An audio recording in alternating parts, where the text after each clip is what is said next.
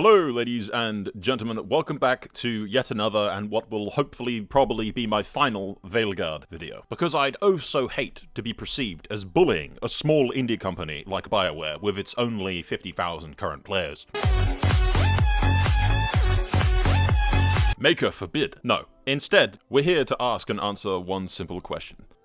People have been saying I sound like Total Biscuit, I get that a lot, and then I just used that line and now I feel bad. But I digress. One simple question. Can I fix Veilguard with good writing? Honestly, I think so. The core concept of Veilguard's story isn't necessarily dreadful. It's just the fact that it was executed extremely poorly. I compared it in my review to essentially having painted the Mona Lisa and then pissed all over it and smeared it in shit. There's a piece of art somewhere underneath all of that, but it's a lot of shit. So the purpose of this video is in essence an attempt to clean up the Mona Lisa. Do I think I can get rid of the smell? No, but I can at least maybe get her looking presentable. Should disclose, I'm not a published author. I am writing a book, very slowly, but that doesn't count. It's a hobby. I like writing. I like video games. I love Dragon Age, at least until now. So, without further ado, we'll jump right into this, and keeping in mind, I will be maintaining the original concept. I'm not painting a new picture here, I'm adjusting the existing one. And I'll try to keep it brief. I'm not going to be able to fit in everything that I want to. I just want to get the basic concept to you guys, and then you can judge for yourselves whether or not the general change in direction could have made the game more enjoyable or not.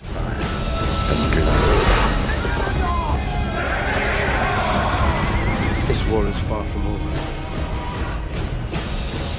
We'll start off where any good story begins, at the origin, at your character's background. Keeping with the theme throughout this game of your choices being absolutely meaningless, your background choice is, surprise, surprise, absolutely meaningless. With no tangible effect on the story whatsoever, nor any of your dialogue, your background, much like everything else in Veilguard, is already predetermined, and all exactly the same as every other background. You're the good guy, you clash with the authority figures, you get exiled. That's it. That's your background. This is easily, hands down, without any question, the first thing that needs to change. The first thing that needs to immediately change. And so I'm going to do exactly that, giving you an example of one or two short stories, prologues if you will, that I believe playing through as your first mission would have set the groundwork for your character in a much more meaningful and impactful way. A concept which you wouldn't think is rocket science, but here we are. I digress. Let's start with my favorite faction, and the only one in the entire game that I give a shit about, the Grey Wardens. Currently, the story in Veilguard is you went on a mission, you disobeyed orders because you know best, and you saved people, and then you left because you got in trouble. Some would say that counts as, deserting your post and forsaking your vows, but hey, Rook's the good guy, they can do no wrong anyway. Yeah, I'm about to tell you that Rook can do wrong, and Rook should be able to do wrong. And you can establish this immediately at the beginning of the game by letting the player craft the character they want to play, as opposed to forcing the self-insert of Rey Skywalker into the fucking Dragon Age game. You, dear viewer, are a Grey Warden. A freshly recruited Grey Warden, recently gone through their joining at Weisshaupt. And you're given the shit jobs, because you're a new recruit, and you have to prove yourself. The Wardens in the Anderfels, for those of you who don't know, are basically stuck-up nobles. So the duty of hunting down packs of Darkspawn falls to the recruits. Yourself, alongside several other recruits and a senior warden to lead you, head off to respond to a Grey Warden distress signal. Reports of Darkspawn in the area, trouble afoot, all very cliche, blah blah blah. Your group is ambushed by a group of Darkspawn, the senior warden with you dying to protect you from an ogre. You're ultimately forced to take charge of the group as it starts to fall apart. The new recruits are afraid, and you have to do something. Presenting you, after your first taste of combat, with a choice. And depending on your actions, the recruit may well run, deserting his post, he'll stay, or you can kill him, establishing exactly what kind of character you are. Will you be diplomatic? Will you try to reason with him? Will you crack jokes to try and lighten the mood? Will you threaten him? And if the boy should prove fool enough to run, as he turns, will you shove your sword through his back? Because in death, sacrifice. But one way or the other, you have a duty to fulfill. There's no time to mourn, no time to have a group therapy session to talk about our feelings. There's a town that needs your protection. They called for the Grey Warden's aid, and you must answer. Leading your fellow recruits, however many of them are actually left alive, you go to the town and talk to the one in charge, who informs you that not far from the village, a new entrance to the Deep Roads has opened up. The Darkspawn are pouring out, and it won't be long now before a horde of monsters descends upon the town, leaving you with yet another choice. Do you stay in the village and fight to defend its people? Or do you follow protocol to the letter? A breach of this size, a horde of this size, must be reported to the Grey Wardens immediately. For the greater good and the villagers in the surrounding areas, this one village must fend for itself. Or do you do something potentially stupid? You could attempt to sneak by the horde, go find the breach yourself and seal it, cutting the head off the snake, as it were, yet very risky. Should you fail in this gambit, no doubt many more will die before the Wardens take notice. The fates of many lay before you. The choices you make here will define your character, set up the story for exactly who Rook is. How many lives are you willing to risk? And are the lives of the Wardens worth more than those of the villagers? Perhaps you leave the recruits behind to defend the villagers, perhaps you take them with you, perhaps there is safety in numbers, or perhaps the Darkspawn will more easily sense the corruption in your blood. Depending on your choices in this prologue, ladies and gentlemen, many people may die. Some characters may not appear later on, others may. They'll remember your actions here. Perhaps you'll return to this village one day, or to the ruins of it. The Grey Wardens may be stronger for your actions, or they may be weaker. Their reputation may be harmed, or it may be improved. Choice, consequence. This, by design, is something that Veilguard completely and absolutely fails to implement in its game, and is the number one thing that needs to change. And change it I would, with every background having its own unique prologue, giving the player the chance to craft their character, to sculpt it how you want to, because this is your story. Craft for yourself a Grey Warden of legend. Start the game as a Dalish elf in the Arlathan Forest, who runs afoul of Tevinter slavers, forcing you to leave the safety of the forest, track down the slavers, and free your family. Or as a noble's son in Tevinter, whose father was recently assassinated by his political enemies. Uncover the murder plot and avenge your family. Or start in Navarra as the daughter of a dragon hunter. An assassin from Antiva sent to track down Zevran. A pirate serving in Isabella's crew. A dwarf of Kalsharak. The origin of your character defines you. It is the stage of which the story takes place. And Veilguard tragically just misses the mark entirely on this and makes it not matter whatsoever. Because in Veilguard you are Rook, whereas I would make you, you. Your character, your story, your game, not Bioware's. Yours. Now, I could wax poetically for you for like 40 minutes, going through the story and all the details of every prologue that I had to type up, but, well, we don't have time for that. Perhaps that's something you'd like to see? I don't know. I could do individual videos for each origin that I'd create, going into, like, autistic detail, but we won't do that here. For the sake of this video and presenting it to you in a digestible format, we'll stick with the Warden's prologue story, and we'll go from there. We'll say, for the point of argument, when the time came to make the choice as the Warden, you chose to seal the breach, saving the village, but ultimately leading to the deaths of every Grey Warden recruit that accompanied you. You returned to Weisshaupt with the grim news of your Pyrrhic victory. The First Warden being the political asshole that he is, because, well, Veilguard actually portrayed the First Warden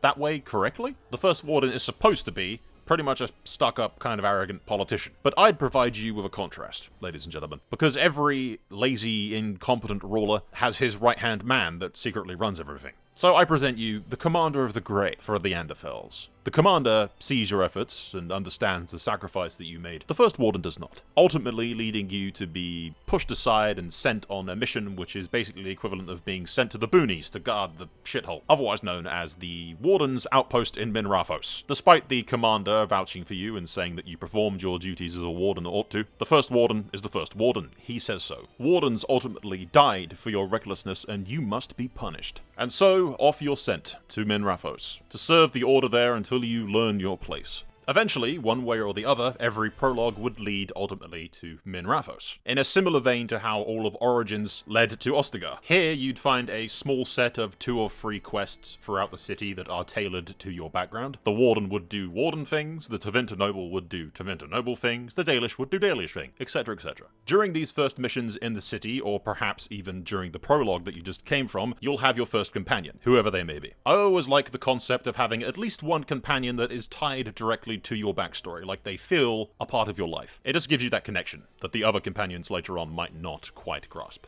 For the sake of the Warden, I'd say your companion is Davran in Minrathous. This meaning he won't have his griffin, because frankly I think introducing a griffin out of fucking thin air is really lazy writing. Just suddenly, oh look, a griffin. Ah, this is normal, okay. No, he doesn't have the griffin yet. We'll get to that later. Long story short, Davran shows you around the city. You do some quests, you establish the character a bit more, you get to know each other a bit, and then you meet Varric, having a drink at one of the local taverns. Turns out his friend, air quotes, is missing, and the Grey Wardens in Minrathous are essentially police, by virtue of the fact that they are, and I'm making this up, just not well regarded in Tevinter, because they tend to be a bit high and mighty, and the First Warden tends to stick his nose into Tevinter business thinking that he owns the place, when he really doesn't. Either way, Davrin is captivated by the man's stories and convinces you to go along with him, or you can, be convinced yourself. One of the few times that you don't necessarily have a choice. In a similar vein to what happens at Ostagar needing to happen for the story to continue, and the technical limitations of just reasonably you can't have 12 trillion different paths in a video game. At a certain point, we'd be talking like downloading a 200 terabyte video game or something ridiculous. So we need to keep that in mind. Choices, yes. Branching paths, yes. A trillion of them? No. As much as I would love an RPG with a trillion different options and different paths to objectives, we have to be realistic. So yes, you go with Varric because that's just what BioWare's story here demands us doing. Like I said, I'm not painting a new picture, I'm just adjusting the current one. But I digress. You get a lead on the Venatori. Suspicious shit is going down by the docks. And maybe if you're a Tevinter noble, this has some connection to the assassins that killed your father. Either way, you end up chasing a rather important-looking Tevinter chap through a alluvion, the giant mirrors, which shuts off behind you and traps you in the fucking Arlathan Forest, which, coincidentally, would be where your Dalish elf origin may be from, which will come into effect later on. A long story short, Solus's ritual goes basically exactly as you'd expect, badly. The elven gods escape the Fade, who proceed to swat us aside like annoying pesky flies, and we are knocked unconscious. Waking up some days later from a mini-coma, a Dalish clan has saved your life, and how well you've been treated depends heavily on your background. If you're a Dalish elf, these people are your family, this is the clan that you left behind. If you're a Tevinter noble, you've had your hands bound by ropes and have guards standing outside your tent. And if you're a warden, you get treated with a degree of respect. Or a lot of respect, but only if you've imported your choices from Origins, and the hero of Ferelden was a Dalish elf, because this clan is the clan from Origins, previously in the Brazilian Forest, and then in Kirkwall afterwards. But if the hero of Ferelden is a Dalish elf, these guys have high respect for wardens. Look, the choices that you made previously actually fucking matter. It's a fucking miracle. Either way, you wake up in the Dalish camp, and they tell you everything that's happened in the few days that you've been unconscious. The elven gods escaped. The Dalish clan is fractured. They're arguing. The situation is tense. And Arlathan Forest is alive. Old magics are lingering in the air, darkspawn are crawling up from the earth, and corruption is spreading through the trees. So, depending on your backstory, the Dalish elves may or may not cooperate with you. They may ask for your help. Especially if you are Dalish, of course, they will ask for your help. They may even question why you'd want to leave the family after all this. And my general concept for the Dalish prologue was something along the lines of Tevinter slavers kidnapping one of your family members and you having to go track them down and save them, and that's why you go to Minrathous. So maybe that comes up in conversation. Whether or not you have your brother or sister with you, whether or not they died in Minrathous, etc, etc. But sticking to the Warden's story at least, the Dalish want your help. They say that the Darkspawn have crawled out of the earth, the Blight, the corruption is spreading. This is a problem. It shouldn't be spreading this quickly. And the Darkspawn look strange. The song feels different in your head. Your choice in this moment of time having far-reaching consequences. You're at a crossroads, and whatever you decide now may well decide the fate of a great many things. Because you can't be in every place at once. Will you stay in the Arlathan Forest, investigate the Blight, help the Dalish? Will you leave immediately? Head straight back to Weisshaupt and warn the Grey Wardens about what you've seen? Or perhaps turn tail and head straight back to Minrathous? After all, this is none of your concern. If you're a Tevinter noble in this instance, you've hardly been treated fair, and it's none of your concern, surely. Demons escaping the Fade happens all the time. Not your problem, let's go home. You have more pressing matters in the capital, a family to avenge, a legacy to reclaim. To hell with these Dalish elves. But, ladies and gentlemen, for the sake of this video, you are a Grey Warden. You have a duty to uphold, and the last time you didn't follow protocol got you in a lot of trouble. So, you're going to head straight to Weisshaupt immediately to inform the Grey Wardens of what's going on. Surely they will believe you. Spoilers! And no, the First Warden does absolutely not believe you. However, you're not immediately sent back to Minrathous. There is a Blight approaching, and the song has changed. The old nightmares have returned. The song is louder. An archdemon has appeared. Now, in this instant, ladies and gentlemen, you have time to prepare, because you didn't stay with the Dalish. You didn't stay in the Arlathan Forest. But this also means you have no proof that the Elven Gods exist. So the First Warden is absolutely not going to believe you. Nobody is going to believe you. In fact, if you try to convince them that it's the Elven Gods because the Dalish said so, the First Warden will simply arrest you and throw you in a cell until you stop acting hysterical. He won't just threaten it, he will do it. And it will have dire consequences. As you rot in a fucking cell, you'll wake up one day to the sound of archdemons screaming and Weisshaupt under siege, and you haven't prepared at all because your big mouth didn't know to read the damn room and realize that the First Warden was never going to believe that bullshit. Quickly, reload a save, and don't act like a complete idiot. Or you could continue to play, and maybe, one of the walls collapse and you escape Weisshaupt and the Wardens get annihilated, but yeah, we should reload. We should definitely reload. Save's coming, woo!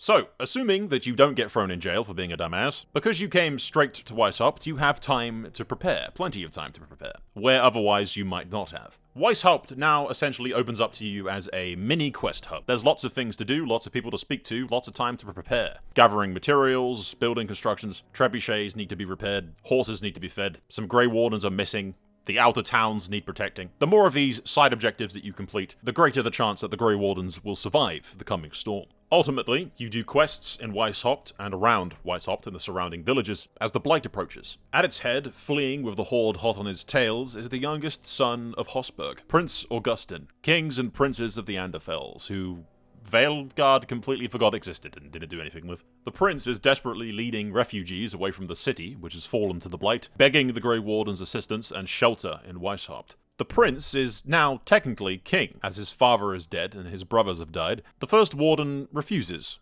stating that the king may enter, but the people may not, because Weisshaupt cannot afford to feed them, and that they will have to fend for themselves. And this will lead to what I can only describe as the Grey Warden's civil war. The commander of the Grey doesn't agree, believing that his mission is to defend the people, as well as defeat the Darkspawn. The commander insists that the people are allowed to enter, only to be rebuked. As the man draws his sword, the commander demands that the gate be opened for the people of the Anderfels. The First Warden refuses, naturally, and orders that the commander is arrested immediately. More wardens draw their swords, and lines are drawn in the sand. Here you get to decide. Will you join the commander, or will you join the First Warden? Either option will have consequences. The First Warden may be a selfish politician, but he has a point. Weisshaupt can't feed these people. But the commander is far more respected amongst the men. A better leader, perhaps, for a time of blight. And depending on your choices in the prologue, either men may be friendly or hostile towards you, depending on whether or not they agreed with your choices or not. Ultimately, for the sake of this video, we will side with the commander, who makes short work of the First Warden and cuts the man down, killing him. He orders the gates opened, and the king of the Anderfels thanks him profusely, saying that every man, woman, and child would take up arms to defend Weisshaupt. They tactfully ignore the fact that they now have a few thousand more mouths to feed. And the king of the Anderfels shares with the fact that he had seen the dragon at the head of the horde. The archdemon is coming. Cue some epic cinematic shots of the approaching horde with a giant dragon in its head, the song screaming in every warden's head. The siege of Weisshaupt is upon us. You start at the gates as they're battered down, holding the courtyard until you have to fall back, going from battlement to battlement, defense to defense. But slowly and surely, you're losing. How quickly and how far back you get pushed depends on your choices you've made, on how well the Wardens have prepared. And here, ladies and gentlemen, is where the battle is decided. If nobody shows up to help you, Weisshaupt will fall, the Grey Wardens will die, and you will barely, if at all, escape with your life. However, depending on your choices, both during Veilguard and during previous games, allies will come to your aid. If you'd stayed in the Anderfels, perhaps you'd have the aid of the Dalish clans. Or if you'd gone back to Minrathous, perhaps the Grey Wardens there would ride to your aid as well, or perhaps both. If you'd gone from Arlathan to Minrathous and then to Weisshaupt, you'd have shown up in time to see Weisshaupt under siege, giving you a completely different perspective on the battle. Or, if you'd spared them during Inquisition, the Orlesian Wardens may well send forces to help you. Or, ladies and gentlemen, and this is the favourite part of this entire video for me, if you import your save from Dragon Age Origins, if the hero of Ferelden is alive, they are back from the west, at the head of an army gleaming in silver steel, charging into the horde and taking them by surprise. The horns sound and the men are rallied, and Weisshaupt is saved, be it by your allies of the Elves or Tevinter, or the Grey Wardens of Alay. or Ferelden themselves. Perhaps the hero Ferelden strikes down a second archdemon and goes down in legend as the hero of the Grey. Perhaps he died in Origins and doesn't show up with these forces. Or perhaps it's the commander himself in Weisshaupt to ride out and slay the archdemon. Or even Devran, your companion, who may deal the final blow. But depending on the state of things, how many wardens there are, how many casualties you've taken, usually the wardens prioritize the older members that are closer to the calling. I don't have many years left to deal the final blow. Either way, ladies and gentlemen, with several different variations on the outcome of the battle, including a failure state, I always am a big fan of the ability to fail miserably and live with the consequences. That is an outcome. That has to be an outcome and everything. But for the sake of this video, we will assume that you are victorious. The hero of Ferelden showed up, slayed the archdemon, and dies in the process. Again, him dying may upset some of you, but for the sake of this story, I don't really... I want to include him. I want an ending to the Warden's story, and I want him to go out or her to go out in a blaze of glory. Just a fucking huge, cinematic, massive send-off for the Warden, or whoever kills the archdemon. And afterwards it fades to black, some sad music plays, and you see the aftermath of the Battle of Weisshaupt. Thousands dead. Hundreds of thousands of Darkspawn litter the field. Corruption seeping up the white walls of Weisshaupt. The mountain itself looks like it's bleeding, and the archdemon's corpse withers away. The ground around it turning blighted, black, and twisted. And the voice of an elven god pierces the mind of every single warden on the field, screaming at them in fury. You've killed her dragon. You don't know that it's her dragon yet, but for some reason, the Blight itself fucking screams in your ear. It is pissed. And you don't know why, because usually the fucking song is not angry at you. But something in your head is furious. And every warden on the field feels fucking terrified. Which is rare for wardens, because a lot of these people just fought a goddamn archdemon and a blight, but each and every one of them is scared to their fucking bones. If you're a warden, you are brought to your knees, clutching your head and screaming at the top of your lungs. It fucking hurts. It is terrifying. It is fear fermented into your very fucking bones. Some words are screamed in Elvish, and then silence. You've won the day at Weisshaupt. The Wardens are victorious. The battle is won, but at degrees of cost, depending on your choices. And the war is far from over. And so closes Act 1 of our story, ladies and gentlemen. The game fast forwards, say, a week later. You get to see the aftermath of Weisshaupt, things being repaired slowly, and a giant funeral pyre being set up at the top of the mountain. A great statue is erected to honor the hero of the Grey. Whoever slayed the archdemon is forever immortalized in stone, given the greatest tomb that Weisshaupt has ever seen. During the funeral of the hero, whoever that may be, Morrigan is going to fly in Raven form, in a scene that I'm going to steal directly out of Warcraft from when Medivh lands in the throne room. She turns into a human in dramatic style, and warns every warden present that this Blight's threat is greater than they realize. She speaks of another dragon, another archdemon, the last, the final Blight. And depending on who's here, who's in charge, whether it's the first warden, the commander, who's left alive, who came as reinforcements, some will believe her, others not so much. But you're a warden, and the other wardens present can't help but believe that she's telling the truth. The things that you saw in your head on the field of battle, as you screamed, the pain that you've never before felt, the terror in your bones, the voice that echoed ear to ear. It whispered in Elven, and something is very wrong.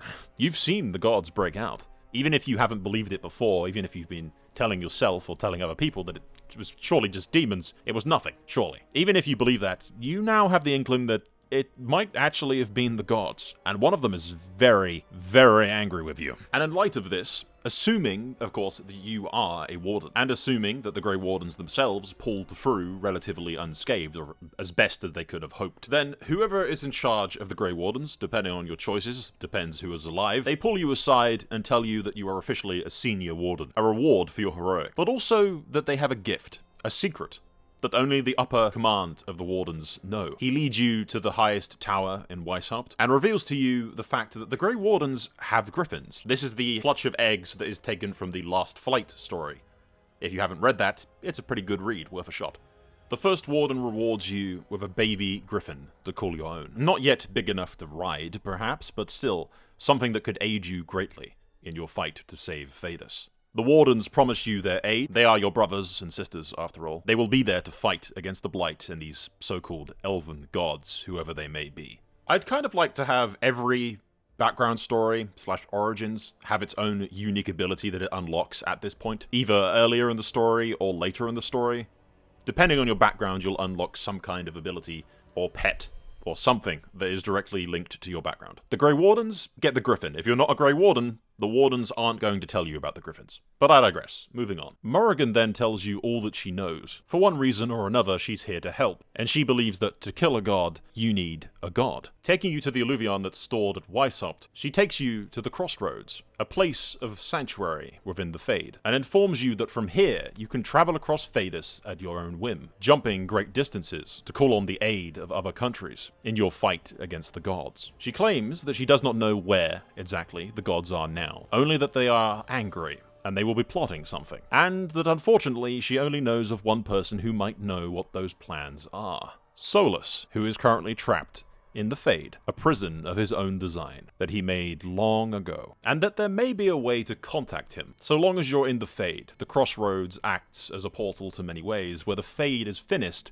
you might just be able to call out to him, if, perchance, you held the right key. And here Morrigan reveals that somehow, through her own trickery, shapeshifting, and keeping an eye on things, she has Solus's dagger. And, I quote, "I have been protecting this." And so Act 1 ends, ladies and gentlemen. Act 2 would essentially be the opening up of different locations across Phaedus, going to Antiva, Ravane, Navarra, Orlais, and Ferelden. The final blight is upon you. Phaedus stands on a knife's edge, and 2 elven gods are seriously pissed off at you, and you don't quite understand why or how yet. Unlike Veilguard, I'm not just going to give you the answers to every question that you have immediately at the very beginning of the video game. And Solus is not the only elven god locked away. There are those, forgotten, that may come to your aid as well, or bring more ruin and damnation than you could ever comprehend. Choice and consequence, ladies and gentlemen. You could go to so many different locations, and I'm not saying exploring the whole country. Again, limitations of a video game have to be taken into consideration here, but you could go to, say, Vigil's Keep in Amaranthine to get the support of the Wardens there, or simply Denerim. You could go to Antiva City for the Crows. The occupied country of Ravane have a whole storyline about the occupation with the Qunari. You could go to Skyhold and ask the Inquisitor for help. Trade for trade. You help them, they help you. All of Phaedus has to stand. If the south falls, so does the north. And if the north falls, so does the south. You have to work together, rather than just fucking trading letters every now and again and the Inquisitor showing up for tea. Have your decisions matter. That's all I'm asking. Where you go and who you decide to help should have an impact on the story. The majority of my Act 1 is essentially establishing the threat. In the end, you defeat the Archdemon. The Blight is over, and then it isn't. Leaving you with the question of, but why isn't? What's the voices in your head? What are the gods planning? This threat is bigger than you realize. And as you teleport around Phaedus, getting the support of whoever you can, and sometimes you won't get the support that you're after. Not everything is going to go your way. And depending on your choices in Origins, in 2, in Inquisition, it may be impossible to get the assistance. Hell, the assistance that you seek may well have been destroyed in previous games. Actions, consequence. And at some point towards the end of Act 2, I want to wrap things up inside of not the Arlathan Forest, because for fuck's sake we've been there too many times. There are other mysterious places to go to in Phaedus. The Tirashan Forest is where I want the elven gods to have gone. An area that we know so little about. It's said to be darker and more dangerous than Arlathan, inhabited by mysterious and strange elves, unlike the Dalish, ancient and dark. Here, you'll find the elven gods, performing a ritual with their cult-like followers, these elves of the dark, guardians of an ancient, forgotten, imprisoned god, those known only as the Forgotten, tricked by the dreadwolf Fen-Harel, allegedly, and sealed away in the abyss. Allegedly. Food for thought, is all. The potential fourth party that we could side with, a mysterious figure, an elven god in their own right, but one that hates Solus as much as he hates the 2 elven gods that we freed. He spins you a tale about being the good guys. Fen-Harel tricked them as they tricked the other gods, not because he was a freedom fighter, but because he craved power more than any of them. Naturally, Solus disagrees and says that it's a bunch of shit, but hey, he's the god of trickery. Can't trust him. And whether or not you can trust this new god, of which you know nothing, is entirely debatable. Through your choices and your actions, there will be consequences. You have options. There are roads to take that lead you in completely new paths. towards completely unique endings, rather than just having 4 different shades of the same fucking color of purple, and then calling them different endings. I do believe we'll wrap this video up here, because it's already going to be a long one, and I don't know, if you liked this, maybe I'll come up with an Act 2 for you. But for now, I feel like this gives you a good taste of what I mean when I say that good writing can fix this story. There's a piece of art here. It just needs a good story to go with it. It needs choices that have consequence. It needs branching paths. It needs your backstory to actually have meaningful impact on the overall story. It needs for it to be an actual RPG. I can make this concept work. The general concept of the 2 Elven Gods returning can be a terrific story if it's handled correctly, and Veilguard just doesn't handle it correctly at all. I know there are some people out there that are saying it's the best RPG ever, the story is great, and I feel really bad for you, because this is such a low bar. This is such a low f***ing bar. All of this crap I just made up on the goddamn spot. It did not take me long to come up with this. I can do better, but this is already so much more interesting to me than anything that happened in the entire Veilguard. You have the Alluvion system. You have a literal fast travel system built into lore, which would allow you to go to places like Ferelden or Ley, go back to Skyhold, talk to the Inquisitor in person, see what's going on in the south, teleport location to location, gather the support of Thedas. Your choices and actions have an actual impact on how well Thedas handles this mega blight. The last blight to ever threaten Thedas. Imagine a game where your choices had consequence, where your character actually mattered, where you could craft that character into either the hero everyone needs, or the most ruthless son of a bitch that you've ever met, doing anything it takes to save Thedas and defeat the enemy, even if it means killing innocent people and sacrificing as many fuckers as you have to. Turn to blood magic to defeat your foe. Sacrifice 1,000 slaves to bolster Tevinter's magic. Awaken gods long forgotten by man. Defeat them, or join them. Release the forgotten ones and side with them against everyone else. Burn Thedas to the ground. Save it in glory. Side with Solus. Imagine an ending to this game where it's not just exactly the same goddamn thing, just different variations of Solus gets locked into Thade. Imagine having a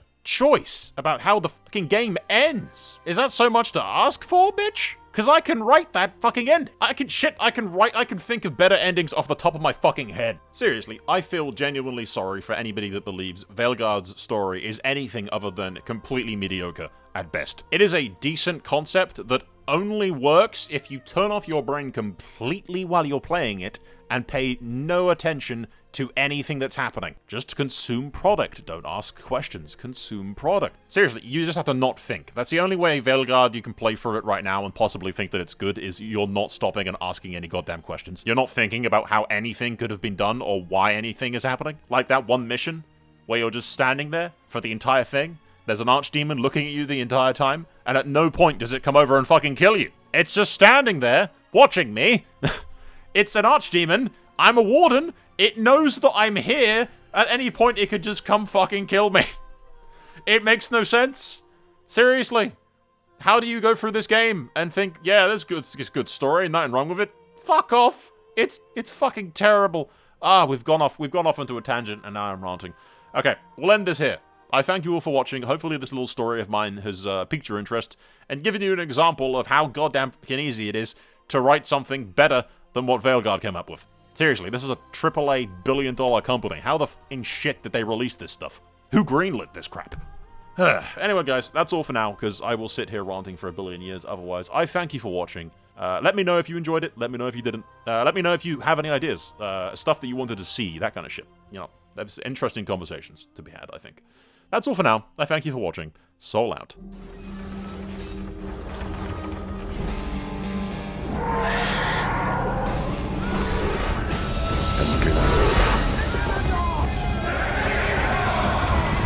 This war is far from over.